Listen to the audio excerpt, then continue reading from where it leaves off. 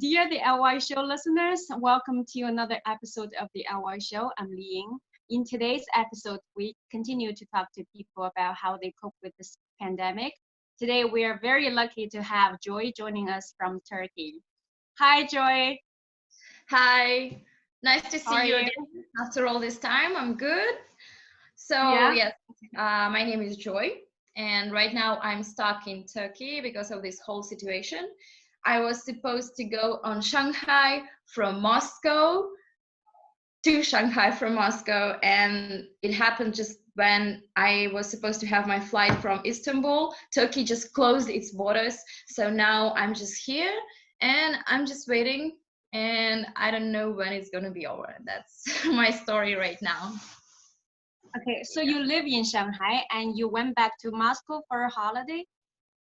My visa was expiring, so I went back home to Moscow and I got new visa, but now I can't go back. So I'm trying my best. So, it was actually like a crazy movie story. On 26th of March, I was watching news in Russia, in Moscow, and they just saying, today at midnight, we're closing Russia. No one can go out, no one can in. And I was like, no, because a week later I was supposed to go to Shanghai, and I just bought the last ticket to Istanbul because that's where I was supposed to go to Shanghai. I bought the last ticket. I arrived to Turkey. The next day, Turkey closes its borders, and then I find out that China doesn't let foreigners in anymore. So it's like I'm in between worlds, in between countries, without a home, and I'm just, kind of sitting and waiting. Okay, where are you staying right now in Turkey? Well, luckily in Istanbul, I have some friends because when I arrived, it was like so spontaneous. I didn't have any time to check anything. For a few days, I stayed with my friend and I rented an apartment as soon as I could. So right now I'm in this Airbnb apartment and it's pretty nice, and I'm just here self-isolating myself as much as I can. Mhm. Yeah. How do you get by? I mean, like, what's the situation in like in Turkey? Well, in Turkey, it's actually, I mean, like everywhere, they have cases growing every day. Like every day, they have more and more cases. The government asked people to self-isolate them, like recommendation. People don't have to do it. Like if you go outside, you won't get in trouble. But actually, people really do it. The city is empty. Very few people go outside, and if they go outside, they just go to buy food, most of them. Yeah, Mhm. but I mean, I've been in Istanbul last summer, and I can say that usually this city is packed, like so many people outside, but right now it's pretty dead like everywhere else. Yeah. So Joy, how do you get your daily necessities? I go outside to the closest supermarket, and that's the only reason for me to go outside. Mhm. So yeah, and that's it. A lot of time I just stay inside. Mhm. All right. Um, is it expensive to be in Turkey right now? Actually, no. It was pretty Mhm. easy to find Airbnb apartment because now tourism here is dead, so people are renting and they give discounts because for some people, I guess that's Mhm. the only way to have money. So Mhm. it's not difficult right now. And actually, Turkey is pretty cheap comparing to many countries, so it's okay. I'm surviving. You're surviving. Okay. And you've been here for like since March 2026, right? 26, 26, yeah. 26. Okay. All right. So how do you feel? I mean, like at first you were like a pretty, frustrated. As time goes by, how do you, adjust to this situation? Well, honestly, I don't allow myself to be frustrated or sad or depressed about this whole thing because first, it won't really help anything. It won't change anything if I feel this way. And, I'm just thinking about that there are people out there who have it so much worse. Some people lost their jobs. small business owners, they surviving right now. They're trying to keep it going, and there are homeless people. They can't even go anywhere to feel safe, you know. So I'm thinking I'm actually not having it that bad. I'm actually lucky, so I'm not allowing myself to feel this way. I'm just trying to spend my time more productively, you know. Well, most of the time I'm lazy, to be honest. Yeah, but I'm trying to do something good while I have this free time. Okay, I see. All right. How do you spend your day? Okay. I'm trying to be this cool person who does so many cool things during these hard times. You know, there are people out there like, oh, I'm gonna learn something new online and stuff. But lately, I was like sleeping most of the time and playing video games, and I'm trying to stop. But honestly, the most difficult thing for me right now is staying away from the fridge and not drinking too much wine, because it's, you know, it's what you want to do when you're alone and you have so much free time. But yeah, but I'm trying to fix it. Like I'm trying to make a list of things every day that I want to do or learn or watch or read. So I'm trying to spend this time in a good way. Mm-hmm. Do you have anybody to talk to? I mean, do you actually, see, people there? Not really. I mean, I keep in touch with my friends, of course, online, and I would love to meet people here. I would love to go out, but I understand it's just not the best time. So I'm just staying inside. And yeah, sometimes it's hard. I will be honest. Sometimes it's difficult because I love going out. I love socializing. But you know what? Uh, if that's what I should do right now, not to get sick myself and not to give it to someone else, I mean, I can handle it for some time. Mm-hmm. That's good. So, how long were you in Moscow for? In Moscow, well, I wasn't just in Moscow. I was also going to St. Petersburg sometimes. Like all together, I think I spent in Russia like 2 or 3 months, something like this. And that was the time that I was waiting for my visa. That was the time that I was planning to go back to Shanghai, but unfortunately, you know what happened. So, what was the situation like in Russia when you were there? Well, when I was leaving, actually, it was just started getting serious, you know. As soon as I left, they took a lot of serious measures. For example, if you want to go out, if you have a reason to be out, like you get a special QR code and they give you fixed time that you can go out. And if you go buy food, you can go to the closest store, you know. And if you want to walk your dog, you need to be close to your house and you have limited time. So it's pretty much serious. Also, as much as I know, they have curfew hour now. No one can go out after 8 p.m. and all the borders are closed, like no flights in and no flights out. And also traveling inside of Russia right now is pretty difficult too. Like you can't just go out. You have to give them a good reason why you need to go somewhere.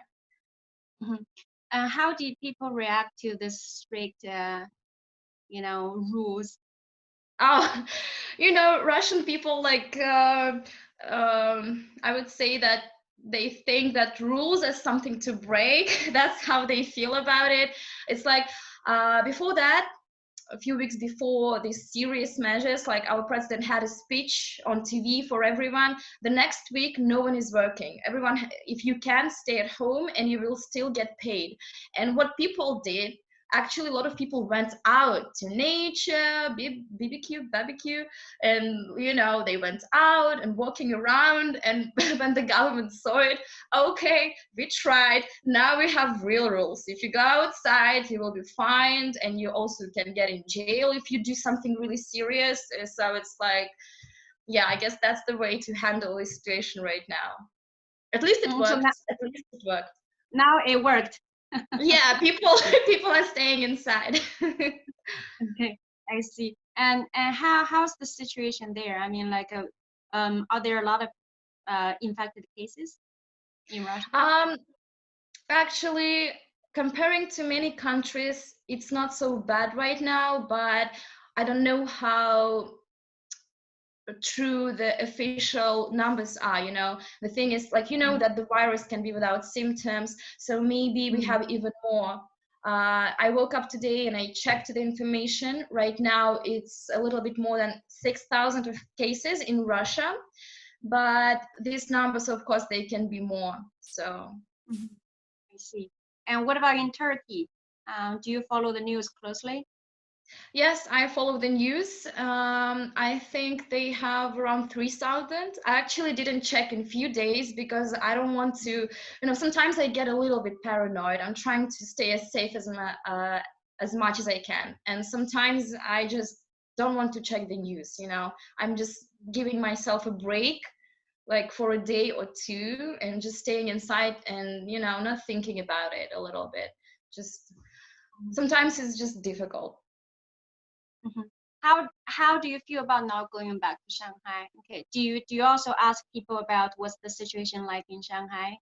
Yes, all the time, all the time. Like, I ask people, and it seems like Shanghai and China in common right now, they actually really handle the situation, and I feel so good for them. Like, they actually took such big measures, and it worked, and it's really cool. I mean, if other countries actually followed the same, where it was a good time to do it, maybe right now the situation on the planet wouldn't be so bad, because they closed the borders, like in Europe, I think, in States, but it was just a little bit too late.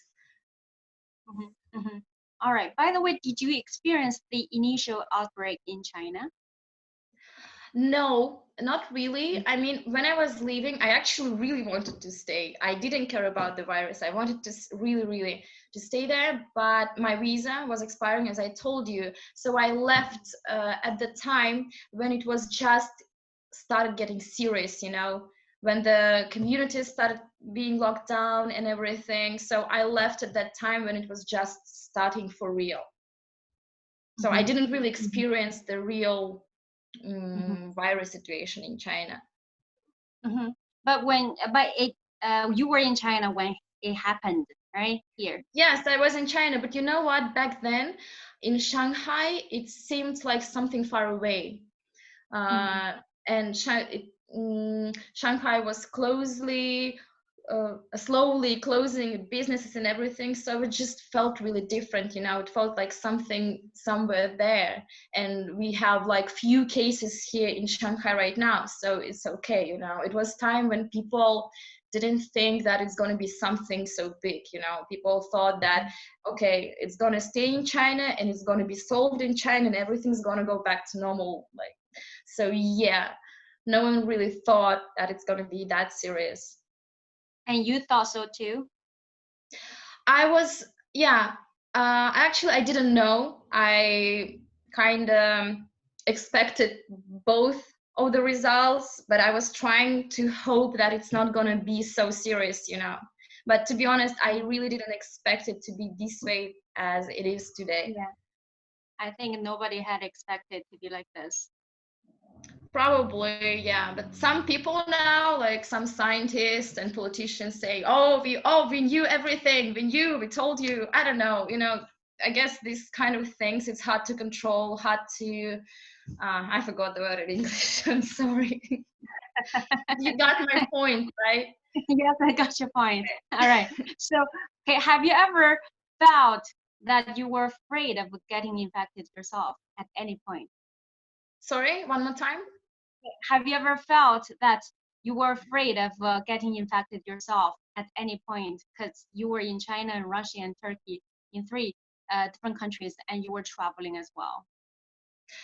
Yeah, sometimes I actually got a little bit paranoid and scared and everything, and I knew that it wasn't the best time to travel by planes and everything. But I did what I had to do back then, and you know what, when I was traveling in Russia, this wasn't a serious situation there back then. We had, like, I don't know, 30 cases or something back then, so it really felt like something that can be controlled. Maybe it was like kind of an illusion that me and my friends tried to believe, because it was really hard just to say, okay, no, we need to change our lifestyle right now and we're gonna do it. But yes, I got scared sometimes, but I'm trying to do what is in my control, what I can do, you know. I never go out without a mask, and I always wear gloves, and I have a lot of them. Like every time I go outside and then go inside, I throw them away immediately, even if I was outside for 5 minutes. I mean, maybe like these things are not enough because the virus can get on your clothes. People say, I don't know, but I'm doing what I can do. Do you have enough like a supply of masks and sanitizers and stuff in Turkey? Actually, yes, you can find it anywhere. They have a lot. You can buy masks easily. For example, in Russia, when the virus wasn't even that big outside of China, you know, when it wasn't like no one believed it could go outside. But back then in Russia, you couldn't find masks, you know. Like we had 0 cases officially, but the masks were gone. And the funny thing, no one is wearing them. And I was trying to buy masks because I'm supposed to go to China, but I can't buy them because people are scared and paranoid. And it was a little bit silly because at least if you bought them, can you wear them? Yeah. Mhm. But I guess Okay, people I were see. right. At least now they have masks. Mhm. Did you wear a mask when you were at the airport Yes, from all the Russia time. to Turkey? Uh-huh. All the Uh-huh. time, and I feel like not wearing a mask, it's a little bit rude these days in places like Mhm. this. It's not just for yourself, to be honest. It just makes other people feel safer, because I don't know, to be honest, how much these masks help, but I feel like right now it's just good manners, wearing a mask and a gloves and not touching and walking away very, very far Isn't away. it funny? Yeah. Wearing a mask has become a manner. Yes. All right. So you got to know that you couldn't go back to Shanghai when you were transiting in Turkey. Yes. Yeah. So what Actually, was your Mhm. yeah, Go ahead. sorry. Okay, what was your first response when you got to know that? I was like, yes, I was upset, of course, but I mean, I can't judge China for this. They're actually doing the right thing. I can understand it because I'm checking the news, and most of the cases that they have right now, they are brought from outside of China. And Mhm. yes, it upsets me that I can't go in right now, but as a government, I think it's a good step. They're protecting their people. They're doing the right thing. I just hope this thing will be over soon and I can go to China. So how much longer do you expect to stay in Turkey? Um, I think it might be around 2 months. I hope it's not going to be more. Like, I'm ready for 2 months. I prepared myself emotionally that I might be stuck here, but I hope that it won't be longer. Mhm. All right. Do you need to have a visa to stay in Turkey for such a long time? For 2 months, no, I don't need visa. And when these 2 months pass, I will see what I can do. Like, I will Mhm. explain them my situation. I think these days, Mhm. governments are more open about it because they know how it is right now. Mhm. All right. So what's the first thing that you want to do when it's all over? Oh, I really didn't think about it. Wow, it's a difficult question. Okay, I Mm. think when all of this is over and I'm finally back in Shanghai, back to my home, because now I feel like it's my home, the first thing I'm gonna do, I'm gonna go to a stand-up comedy night because I really, really miss it. I'm thinking about it a lot. That's gonna be the first They miss thing. you too. Yeah.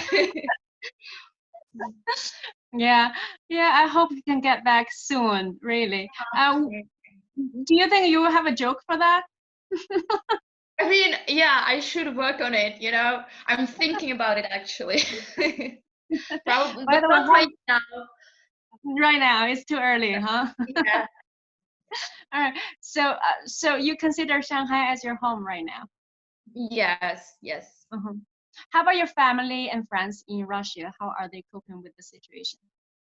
Um, like okay, I guess. Mhm. Everyone is self-isolating. Mm. A lot of my friends, they don't work right now. They can't work because they told them don't come. I hope they're getting paid because it was the Russian law.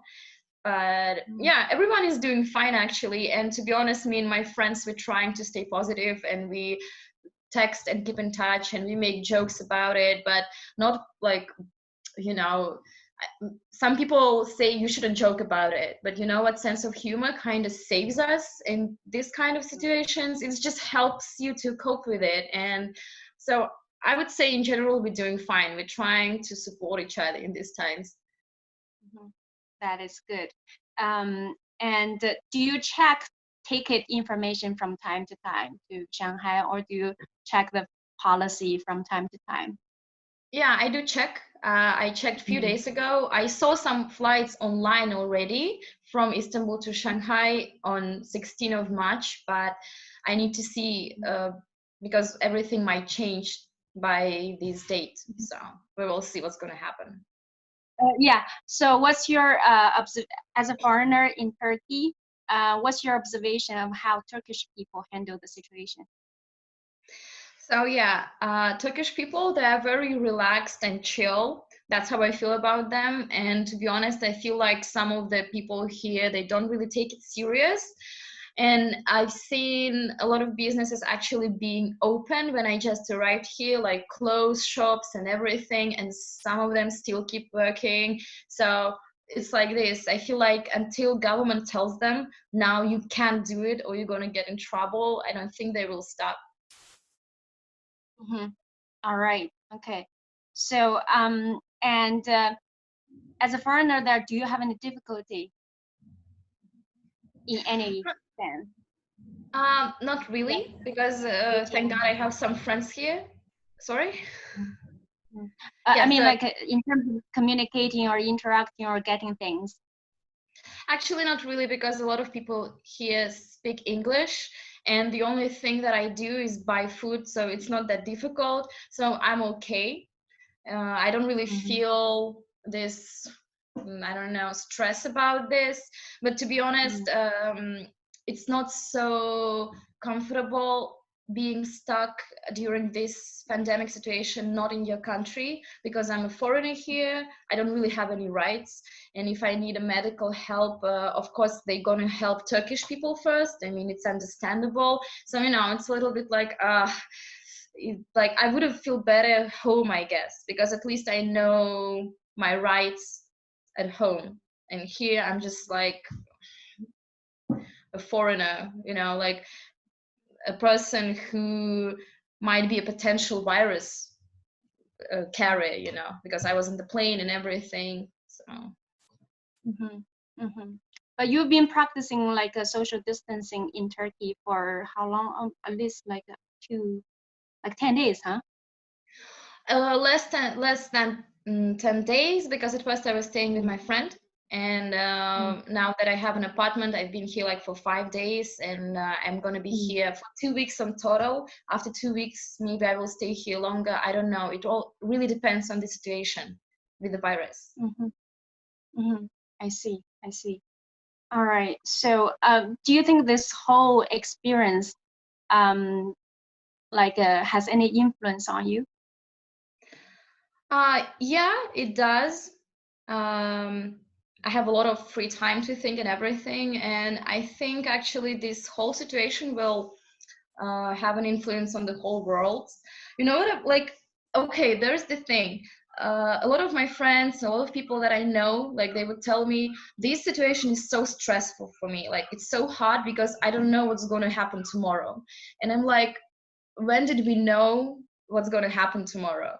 Like when did we know that? When times are good, when everything is stable, we kind of forget that all of the things that we have, all of the ideas, they actually can be fallen apart tomorrow.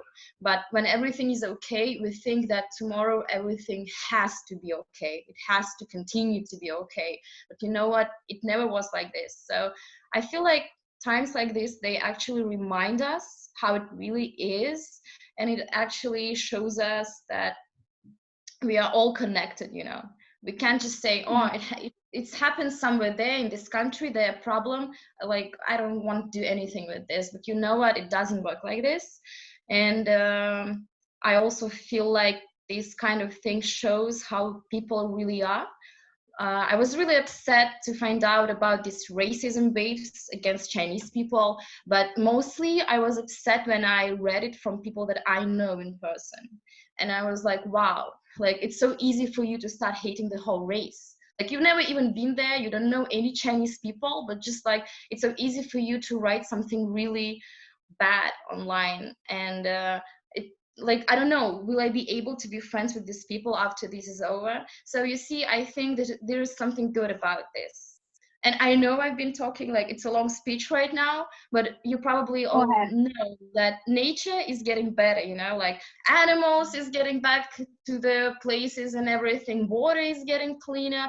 So it's like it's kind of reminds us, if people go away, planet is going to be okay, like nothing's going to happen to it, like the planet doesn't need us. So maybe we should start get like treating it better, you know, maybe we should start thinking about it for real. So I guess it can be like a good lesson for us. Yeah, exactly. Yeah. So how do you like maintain your physical and mental health right now? I actually started learning to meditate. Finally, I have time for this. I don't have any excuses to say I don't have time. I have a lot of time. So meditating really helps. I didn't expect it to be so good. And I'm trying to exercise because I'm really scared I'm going to gain weight after this self-isolating, because, you know, it's so easy to eat and watch movies. So I'm trying to stay active even if I'm inside. Mm-hmm. I see. Okay, that's very good. I'm really, really glad to see you, and you seem to be doing very, very, very okay. And I'm really glad that you share your insights with us, which are very important. I think a lot of people need to listen to you. And is there anything Thank else you. you would like to share with us? Um, I don't know. Stay safe, wash your hands. Wow, shocking, unexpected.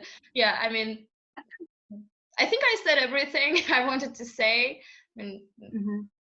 Mm-hmm. Great, great. Okay, you too. Stay safe and take care of yourself. And I'm looking forward to seeing you very soon. And I hope, me too. okay, you'll be back very soon. Yeah, thank you. I Yeah. hope so too. Yeah. Bye for now. I'll chat with you privately. Okay, bye. All right. Take care.